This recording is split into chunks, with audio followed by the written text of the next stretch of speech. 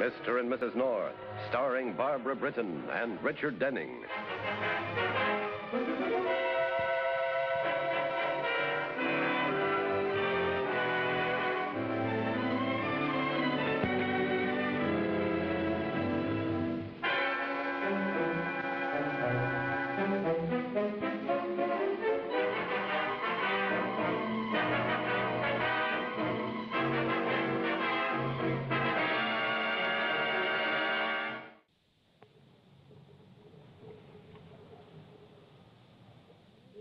Ladies and gentlemen, I'm offered $40 for this urn. Do I hear 50? Going at 40. Going. The lady in the gray hat. Take it away, boys. Lot 439. Oil painting after B.G. LeBron. Florentine frame. Now, what shall we say? $10? $10. $10. 11. 12. 12. Any advance on 12? Oh, come, ladies and gentlemen. The frame alone is worth more than that. 13. 13, well, I should say so. 14. Any advance on 14? Last call, 14. Gone. 14, Mendoza Galleries. Take it away, boys. Lot 400, carved Cassoni dowry chest. Italian, 17th century. Now there, ladies and gentlemen, one of the finest and the most beautiful items in this sale. Is it moth-proof? Moth-proof, rain-proof, worm-proof, and bullet-proof, madam. Thank you. You see, I want to store my blankets in it. And my winter eiderdown. Then perhaps you wouldn't mind opening the bidding, madam, starting at $100. Oh, my. I don't mind going down to 50. Very well, then. 50 it is. 60. 60? 70? 80. 80? 90? Are you bidding, madam, or are you waving at me? I bid 100. Well, we're right back where we should have started from. 110. 110? 120. 120? Any advance on 120? 120 for the last time? 130. It's yours, madam. Congratulations. That's the best buy of the afternoon. Wilkie, get the lady's name and a deposit. Take it away, boys. I'm exhausted. I feel as though I'd done a week's laundry. Your name, please? Mrs. Gerald North, 24 St. Anne's Place, New York. Lot 401, sterling silver candlestick, Georgian style. If you'll step this way, please. I want to pay the whole amount, and I'd like it delivered tonight if possible, as we're going away for the weekend. I think that can be arranged. I beg your pardon. What number is he auctioning off now? 401. Oh, I wanted to bid on number 400. I got caught in a traffic jam. I'm sorry, madam. That's been sold. This lady bought it. How much did you pay for it? $130. I'll give you $150. Quiet, ladies, quiet. This isn't a bargain basement. Sorry, madam. Will you sit down, Mrs. North? Now, we'll start the bidding on these beautiful sterling silver candlesticks. Well, how about it? No. 25. Look, I must have that chest. Madam, these are genuine Georgian. What will you take for it? $30. I will sell it for $1 million. That's exactly what I've been looking for. And I'll pay you anything within reason. 40 I bid. Listen, Miss, whoever you are, there aren't any words in the English language that could persuade me to change my mind. We'll make it 75. You'll regret this. 60. 75. Why, what a persistent creature. She did seem a little upset. After all, it is a good chest, but only a reproduction. She must be very spoiled and very rich. Her clothes weren't very smart, were they? That may be just bad taste. Did you notice the emerald bracelet she was wearing? Looked like a four-leaf clover. Well, it didn't bring her very much luck this time. Who is it? It's me, Lakes. Open up. What took you so long, Grace? Lousy parade on Fifth Avenue. All right. The point is, did you get it? Now, don't fly off the handle, Lakes. I did the best I could. You mean you didn't get it? Some dizzy dame bought it before I got there. I couldn't help it. I ought to hang one on you. Don't miss. Look, I can't help it if there's a parade. I couldn't get across the street. Why didn't you buy the dame off? Oh, I tried to. She stuck her heels in, said she wouldn't take $1 million for it. Now, listen to me, Grace. I got my heart set on that piece of furniture. Now, you go back and get it before they ship it out of that grind joint. I don't care who you have to pay off or how much. Do I make myself clear? I wouldn't wear that lousy brunette wig again to go out and buy a mink coat. Don't you tell me what you won't do. Put it on.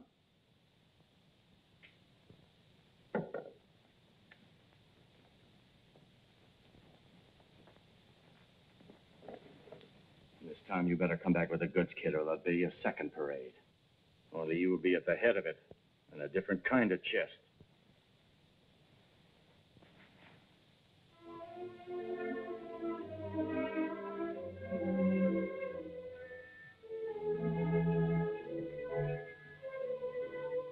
Jerry, how long do you propose to keep up this sulking?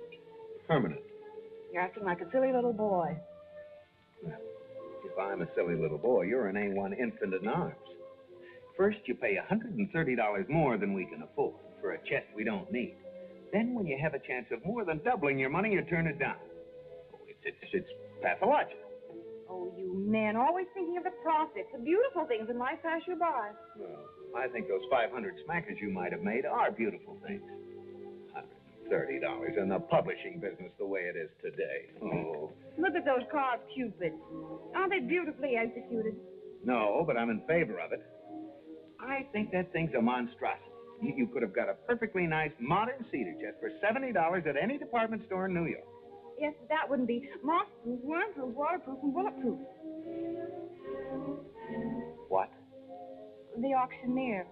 He claimed it was all those things. I'll bet that's the delivery man with the key.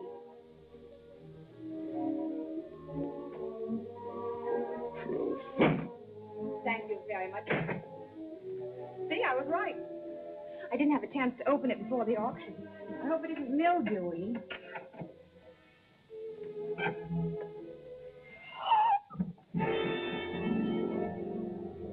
Bargain is obviously not body-proof, darling.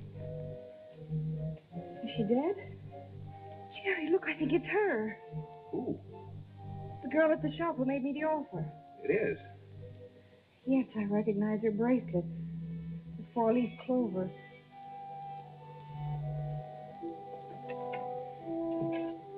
Poor creature. She must have wanted this chest pretty badly to pay for it with her life.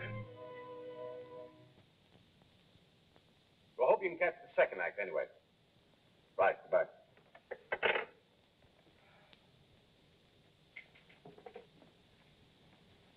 What'd he say, Bill? Grace Wilson was killed around 6:30. Someone gave her one blow on the back of the head with a heavy object. Probably one of those silver candlesticks sold at the auction. Come on, have this coffee, Bill. Well, whatever it was, she never knew what hit her. It was 6:30. It was after the auction was over.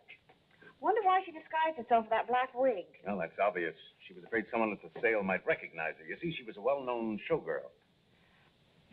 Yes, but what puzzles me is why would Leg Sherman's girlfriend take a sudden interest in old furniture? That sort of girl's only interested in antiques with bald heads and bankrolls. Money couldn't have been the motive, or she wouldn't still have been wearing that bracelet. Yeah, and that emerald bracelet was worth at least $5 grand. Now, Legs must have been playing the right horses lately to be able to give her that. Seems to me you've got a lot of questions to ask him, Bill. Correct, Pam. He's my first official port of call. Oh, Bill. Hmm? Would you mind helping Jerry move that chest back before you leave?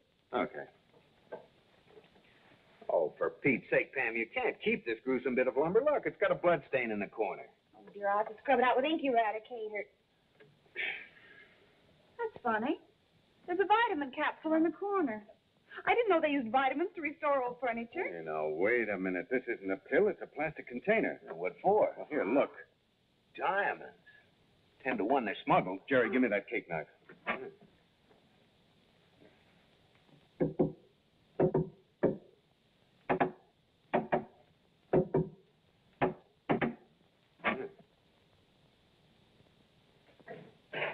Just as I thought, it's got a trick bottom.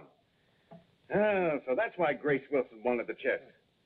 Whoever murdered her dropped this on his way out. No wonder Legs can afford emeralds if he's gone into the diamond smuggling racket. Jerry, I've got an idea. I don't want to hear it. All right, what is it? Well, if we made an unofficial call to the antique shop, we might save Bill some time. Oh, honey, haven't you had enough excitement for one evening? Besides, it's none of our business. Well, it certainly is my business when a chest I pick up at a sale is delivered with a body I didn't buy. Jerry, the little girl has a legitimate complaint, but you better go with her. The place will be closed. Yeah, well, you don't know your wife. If you think a trivial thing like a locked door is going to keep her out. Yeah, she was born with a skeleton key in her mouth. And now listen, you two. Whatever happens, don't mention anything about the jewels. One person's already in the freezer because of them. Go on.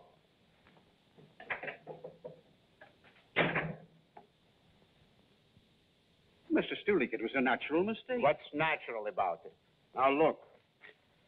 One Cassoni chest, from Casa Italia, Torino, to Henry Latimer, 5602 Park Avenue, New York City. But if you remember, sir, before you went away, you told me there were no special shipments expected until next week. This arrived on the Vulcania 4 days ago. After I'd signed for it, I put it in with the regular stuff for our monthly sale, as a matter of course. Who can it be at this time of night? Did you leave the light on in the front of the shop? No, sir. Oh, well, then get rid of whoever it is. I'll call Latimer and see if I can make my peace. Can't please my best customer.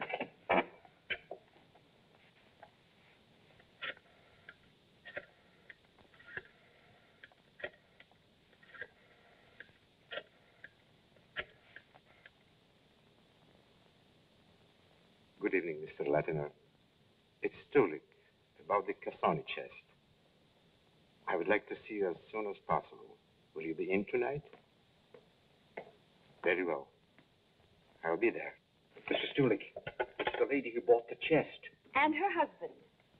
What a strange coincidence. Mr. Wilkie and I were just discussing your purchase. I'm Andres Stulik, owner of this shop. Will you please sit down? Chairs, please. Thank you. The fact is, Mrs. North, there was a mistake about that chest. It was imported for the private buyer. It shouldn't have been put on sale at all. I would be happy to buy it back.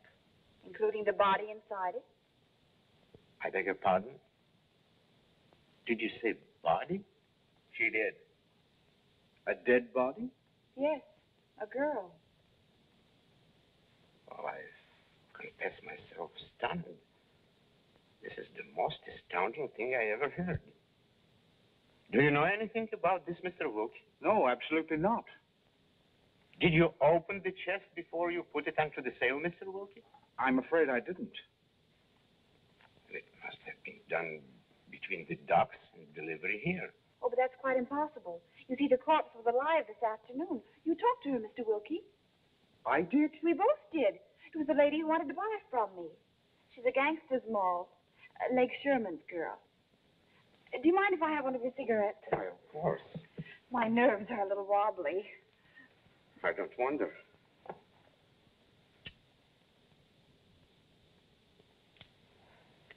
What lovely cigarettes. They're French, aren't they? Yes. Gauloise Bleu. They always make me think of our honeymoon in Paris. Montmartre with its open-air cafes and funny little studios and the Rue de Rivoli and the Bois. Oh, for Pete's sake, Pam, stop talking like a travel folder. The point is, Mr. Stulik, we really came here to ask what compensation you're prepared to offer. For what? Involving us in this murder. But, my dear sir, I'm not involved. I've been attending a series of furniture sales in Boston. I returned here tonight, arriving at Grand Central at 7:05. By the time I got here, your chest had already left the premises. That is true. As far as I'm concerned, Mr. North, after the sale, I gave orders to the delivery man, and then I slipped out for a sandwich. When I returned, the chest was already on its way to you. Well, then I can see only one explanation. While Mr. Wilkie was having his sandwich, Grace Wilson must have sneaked in here to the back window, knocked herself on the head, and locked her own dead body in the chest. I don't think that rings quite true, dear, do you? Come along, darling. The police will probably be here any minute now. Oh, dear. Oh, what a lovely piece of airplane luggage. Much too light to carry on a train. Au revoir, Mrs. Stulik. You'll be hearing from our lawyer. Good night.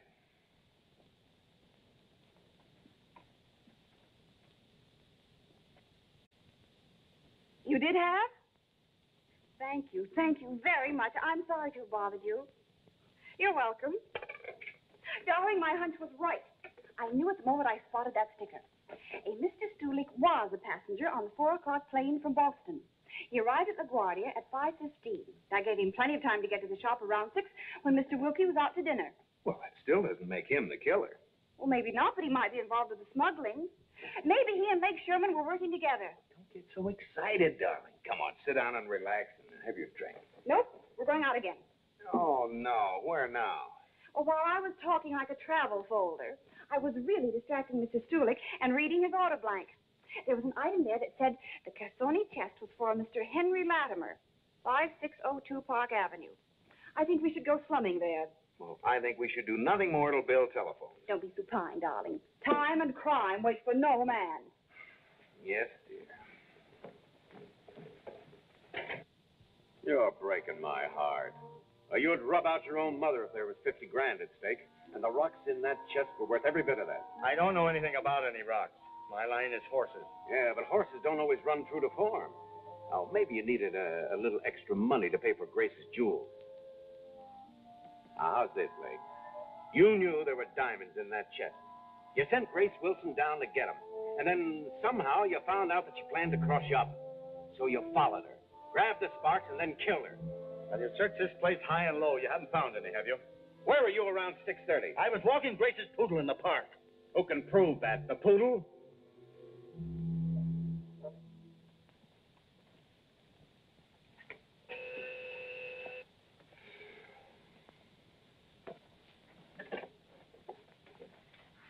Good evening. Are you Mr. Latimer? I am. Our name is North. By mistake, we bought a Cassoni chest that was ordered for you.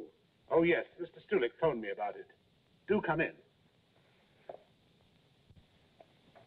My, what an enchanting room. What lovely things you have. Why, that's a genuine kind of letter, isn't it? You must be quite a connoisseur, Mrs. North. Yes, that came from the Duke of Abruzzi's collection. Thrilling. But what staggers me, Mr. Latimer, is why you should want the Cassoni. The Cassoni's only a reproduction. I have a wicked sense of humor. And sometimes it amuses me to pass up a reproduction as genuine. Now, you are prepared to sell me the chest, aren't you? Well, if you don't mind it being a little soiled. You see, since my wife bought it, it's acquired a little stain on the inside. Yes, somebody carelessly parked a dead body in it. Indeed. How fabulous. Well, that makes me all the more anxious to buy it. Oh? Why? Well, I have a penchant for the macabre. Most of my treasures have sinister associations. In fact, my friends call this room my Black Museum. This goblet, for instance, once belonged to the Borgias. The poison went into a hollow stem and was released through a secret spring. Oh, creepy. The timepiece on the mantel is one of the most unique things in my collection. It formerly decorated the bedroom of that notorious murderess, the Marquise de Brinvilliers. I know, the poisoner. Oh, Jerry, isn't it horrible to think that this clock was actually ticking away while the Marquis writhed in agony from the bruise she gave him? I don't know where you acquire so much useless information, darling. Does it still go, Mr. Latimer? Don't touch it. The mechanism is in perfect condition, but it is very delicate, and I allow no one to touch it but myself. Oh, yes, timepieces are very temperamental. I think watches are allergic to me. They always stop dead when I want to know the time. Now let us talk about your Italian chest. What are you prepared to take for it, Mr. North? Well, that's just the point. We don't know quite what to do. You see, after the police removed the body, Mrs. North, quite by accident, discovered that the chest, well, like your Borgia goblet, had a secret compartment. Indeed. Yes, we found a pill full of diamonds in it. Bam! I think the customs office will be very interested, Mr. Latimer, that a chest you ordered contains smuggled stones. You'll have to do something about it. That's just what we intend to do, Mrs. North. Sit down.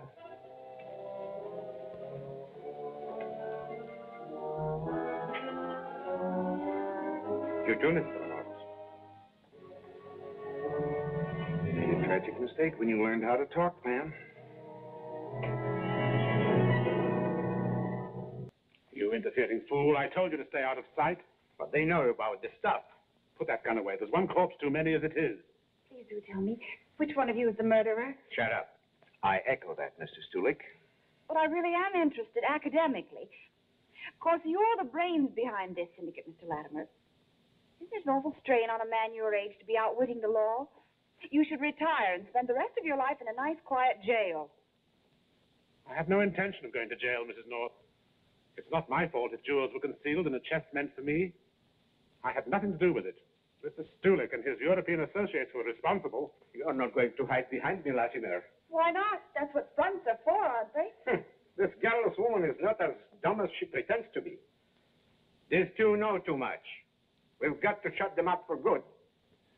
And what do you plan to do with our bodies? Buy 2 more chests? You're quite right, Mr. North. Mr. Stulik is much too hasty. Now, I suggest we take you for a little trip on my yacht to discuss ways and means. Ah, we've got no time for ocean voyages. Oh, thank goodness. I could never go yachting dressed like this. Some other time, Mr. Latimer. Really, if you'll excuse us, we must be going now. Stay where you are. We've got to do something this minute. The police are probably at my shop now. That idiot Wilkie will tell them the chest was ordered for you. Then they'll drive on here. Well, that clears up one point, Pam. Wilkie is innocent of this murder. Yes, Mr. Stulik, that's where you made your fatal error. You were too greedy. You should have cut Wilkie in on your racket. I think you stole quite long enough for time, Mrs. North. You will go with Mr. Stulik to the service elevator. And this time, Andre, you have my permission to shoot if they try any tricks. Come on.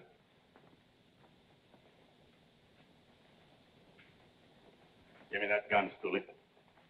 Put up your hands and get over there. The rest of you up with them, too. Listen, Latimer, you killed Grace. I had nothing to do with it, Legs. You caught her going after the stuff and you rubbed her out. Don't be a fool. I was nowhere near that shop. I was dining at the Connoisseurs Club, and I can prove it. I don't believe you. I think he's telling the truth. I don't know where you come in, lady, but keep out. Well, I know where you come in, though, Legs Sherman. I don't want to see you kill the wrong man.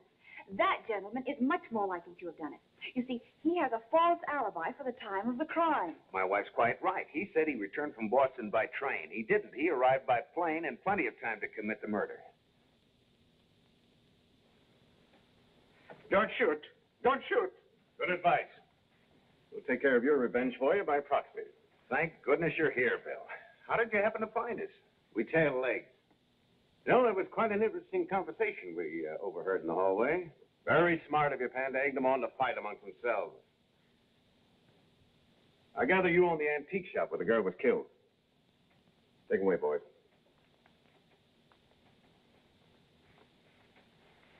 My only regret that I didn't finish you off, too. Au revoir. You can go, Legs, but I want you for questioning. What about? Who tipped you off that there was a consignment in that chest? The Amsterdam bunch? You got a nerve. And apparently you're losing yours. You send your own girl to do your hijacking these days. You can't tie me in with that mob, and you know it. You've got nothing on me. Just a matter of time. And now all we need to cage this bird is to find the eggs in this basket. Can you help me, Jerry? Delighted. You can search till doomsday. You'll find nothing. Oh, yes, we will. I know exactly where they are. Mr. Latimer seemed terribly concerned about this clock. I'll bet this envelope is full of pills. Why, you little ferret, you. Now, how in blazes did you know that, Pam? Are you psychic? Mr. Latimer isn't as smart as he thinks he is. In the first place, he was scared to death I touched the clock. And then when he said it was in perfect working order, I noticed it had stopped a half hour before. That's right. The hands are still at 10:15. That would be just about the time Stulik got here ahead of us. All right, Latimer, that's the end of your importing business. Come along with me. You'll be formally charged. Oh, wait a minute, Bill. Mr. Latimer, you won't need to tell the time while you're doing time. So would you sell me the clock? It'll just match my chest. I'm afraid I don't deal with amateurs, Mrs. North. Oh,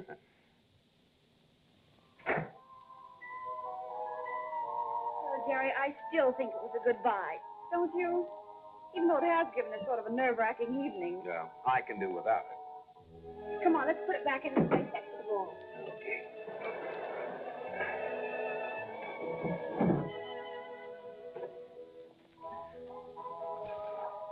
Jerry, I'm sure I heard something move in there. Oh, nonsense.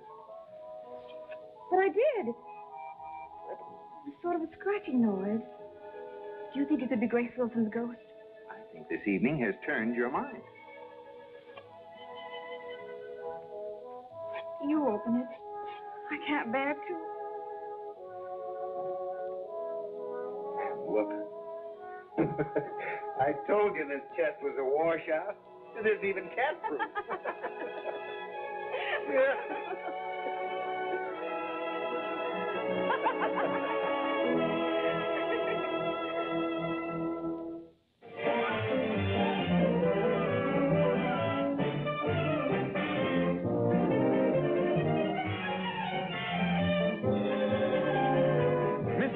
North is presented by the Colgate Palmolive Company, makers of quality products since 1806.